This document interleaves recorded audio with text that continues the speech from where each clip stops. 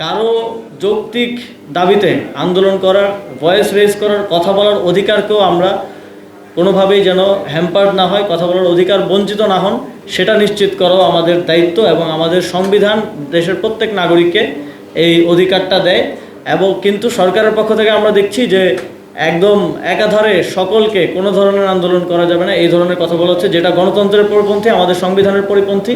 এবং আমরা এই ধরনের অ্যাপ্রোচ আগের সরকারের সময় দেখেছি যে বিরোধী দলমত যে কোনো কিছু নিয়ে নামলেই দলমত নির্বিশেষে সেটার উপর দমন পীড়ন চালানো হতো।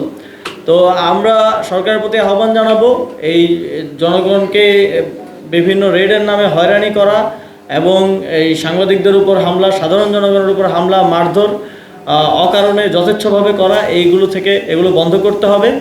এবং আমরা জানি যে প্রত্যেকটি থানায় কিন্তু ইনফরমেশন আছে যে কারা মাদকের কারবারি করে, কারা চুরি করে, কারা ছিনতাই করে।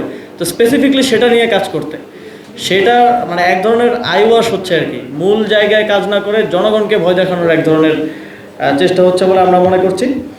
আর এর বাইরে